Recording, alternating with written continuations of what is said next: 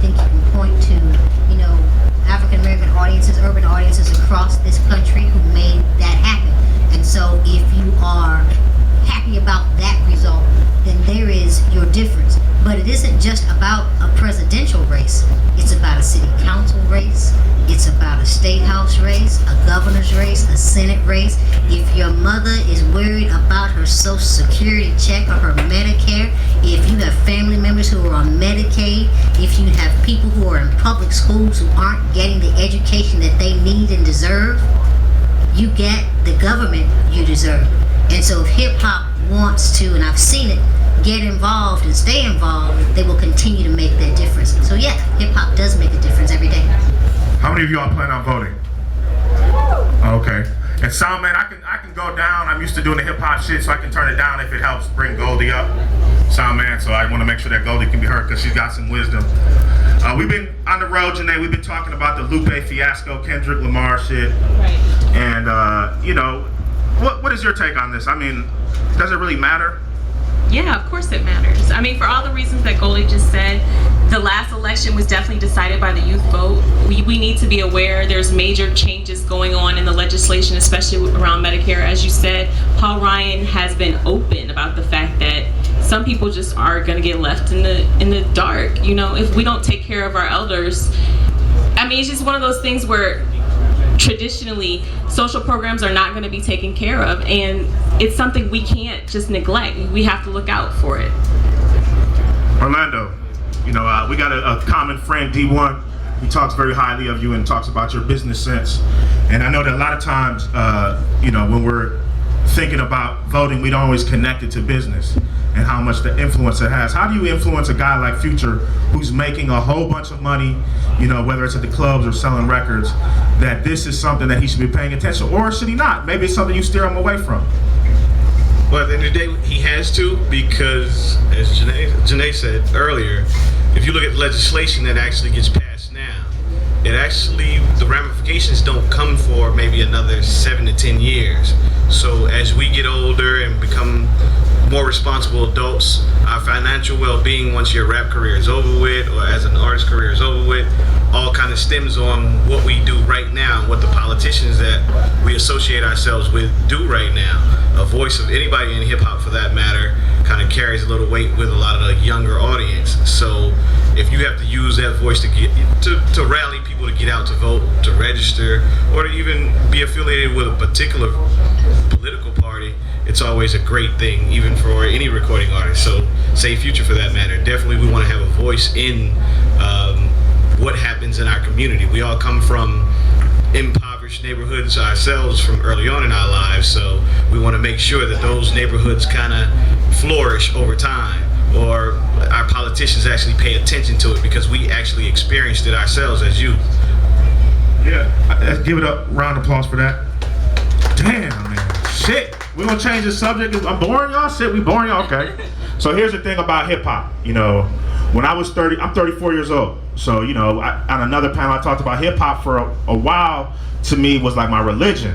Like, I get up in the day, listen to Mos Def, and then listen to the Roots, and then go to sleep to Black Star, and feel connected to a higher power. But would you say, young brother, is hip hop just as relevant as it was 20 years ago, or is it something that people are not paying attention to as much? I believe hip hop. By the way, my name is Bryce. I believe hip hop now is even more relevant thanks to the internet and TV, all the social networks, and it's very important, like, for you to just voice your opinion, especially as a young artist, because this is my way of voicing what I feel like is going on in society today. So I think hip hop is even more relevant than it was back in the day. Both were murdered. Both crimes remain unsolved many years later. The level of media attention, the level of investigation, the level of incarceration or conviction, the length of sentence, all of that does not follow the race of the assailant, the shooter. It follows the race of the victim. And so there is a value that this society places or does not place on life based on the color of your skin, your religious background, your ethnicity, and even your gender. And so when you start ranking these things and putting value of life on people, if you are black and male, Right. and you are murdered in this country, the probability of that case being solved, of that gun being found, of the media covering it in the way that, say, we covered Trayvon Martin. A lot of us fought to get that case in front of cameras. The probability of it being covered or solved or somebody doing time for it is extraordinarily low. And so I have a theory, and I don't necessarily believe that it has to do with underfunding. I don't necessarily believe that it has to do with lack of police. I think that some of our communities are living literally under martial law because there are so many police on the street. What I believe is at stake are two things. Where you find poverty, you find violence. Where you find hopelessness and broken schools. Where you find joblessness and no access to whatever this American dream is supposed to be. No access to capital to start businesses. You find violence. Because we start to demonize and turn on each other. But that's the first thing. The second thing, and this is probably the more controversial thing that I'll say, I think it's about containment. Take Chicago, for instance. More people have been murdered, shot, children in the south side of Chicago this year than have died in places like, say, Afghanistan this year. If you moved that violence a few miles north to Chicago's Gold Coast, I swear they'd lock it down tonight. This is about containment. And so if it's not hitting my neighborhood, not hitting my community, not hitting my schools, then I can stand back and demonize those people and say they're just doing it to themselves. Maybe it's about their morals. Maybe it's about their lack of values. We heard the vice presidential nominee, Paul Ryan, said the other day that maybe they just lack the discipline. And character. How about they lack the resources for the resources that were stripped out of those communities over decades? And so I think that it is about containing poverty, and where you contain poverty, you contain broken schools, and you contain violence. If you look at incarceration in this country, and I'll end it here because Biko will shut me up in a minute.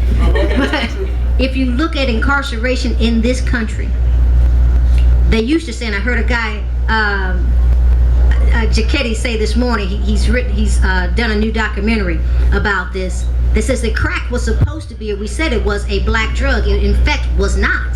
That African Americans only used 20% of the crack on the streets in this country, but they were doing 90% of the jail time. Because when we focused on that drug, we focused on black men in our communities who had it, and did not police the suburbs and other places where it was much more prevalent. And so I do believe that it's about containment. I do think it's about demonization. I do think it's about direction of resource and all those other things. Anybody want to respond to that? How you doing, brother? Go ahead.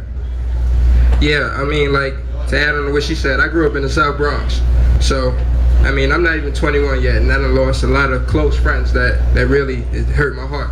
And it, like she said, with containment on that end, it's like a lot of people from where I'm from haven't even made it out of the South Bronx. So they haven't seen the things that I've seen, and just to make them want to do better with their life.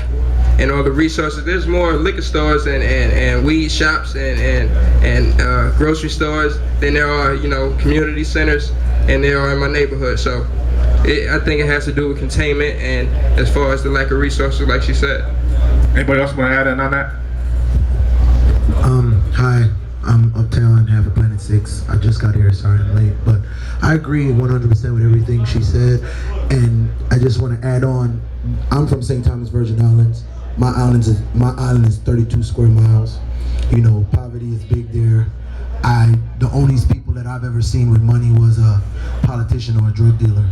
Those are the only people that I've ever had the opportunity to even remotely want to look up to. And people that die, people that get killed, you would think that we're surrounded by water and there's nowhere to run, but we have more unsolved crimes than probably any major state that you can think on, and it's basically like what she said, it's all about containment, and it's all about, keeping the poor, and it's always our complexion, you know what I'm saying? So I just wanted to say that, yeah. Anybody going once? I mean, I definitely don't have the answer to it. I think obviously gun control is an important issue. You know, that's something that there's a lot of Americans who they're not giving up their guns, and they're going to be very loud about not giving them up. So I think that's always going to be a tough issue. I totally agree with what Goldie said about policing. It definitely becomes one of those things where, I mean, headlines that we write sometimes are "Black life ain't worth spit," because literally black boys dying on a regular basis with absolutely no conviction, and even just beyond the street violence that you see in Chicago, and the sheer numbers that come out that are crazy numbers, like in one weekend, you know, over 24 people dying, that kind of thing within a certain square radius. Also the violence like Damroy Henry suffered, like Trayvon Martin, where we have to call for justice in those situations, because generally people just say, oh, he's a black kid, he has a marijuana conviction or whatever, his life, it's just an unsolved mystery. Just like the kid in Arkansas who was handcuffed and somehow committed suicide.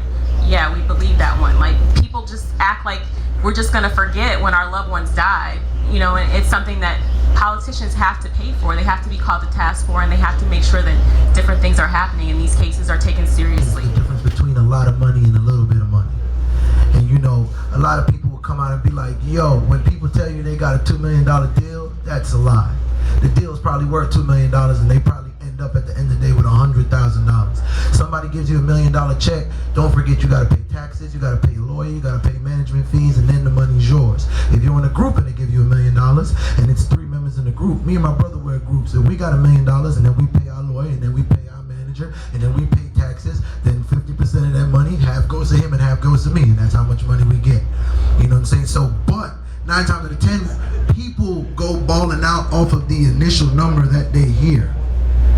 Me and my brothers, me and him for real, me and this nigga spend $1 million in a year, all gone, bro, done. We've done it, and made it back, and was like, yo, we are retarded. But Did you have fun? Did you have hell fun? Yeah. Okay. Hell yeah. I'm not saying we didn't have fun, but I mean, you know, we had credit cards, we had all of this. Now it's like, I don't have no credit cards, I own my cars, I'm in the process of owning my house.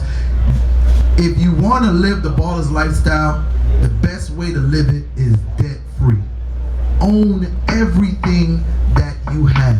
If you can't afford to own it, wait.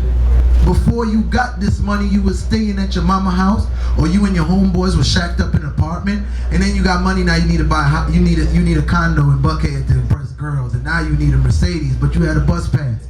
At the end of the day, yo, you're as cool as you think you are. And if these material things are things that you need in order to be cool, but nigga, you ain't that cool. You know what I'm saying? And so I just feel, thank you. The one clap in the back. I appreciate that. Give it up for the good guy right there, y'all. Give it up for him. You know, and I just feel like a lot of these rappers, and me and my brother are blessed to be behind the scenes because we're songwriters and producers, and a lot of these artists don't have what they saying they have. And I've been in the room with people, yo, real talk, a lot of these dudes are not kind of broke, they broke. And it just looks really good. And a lot of, like, yo, me and my brother, we going to LA next week. We ain't paying for it. We went to London the other day. We didn't pay for it. We got a car in the city. We don't pay for it. We in a nice hotel. We don't pay for it. Half of the shit that y'all trying to get, somebody is giving these people for free, and it looks so cool, and y'all spending y'all own money on it, and he's in the next room. He's in the next penthouse next to you. Like, you tripping. You paying how much a night for this room? Nigga, you bucking. You know what I'm saying? So all I'm saying is live with, like he said, like my man said right here, live within your means. Live within your means. When you can afford it, get it. Until then, you know what I mean, you stay within your means. And don't hang around people that's richer than you. I know that sounds crazy. My pastor says the opposite way. Go ahead. Nah, bro. Be friends. Get advice. If you have way more money than me, I want to talk to you. I want to have advice. But it is, you know, my mom always used to say this saying, like, your eyes are longer than your stomach, or, you know, something to that saying.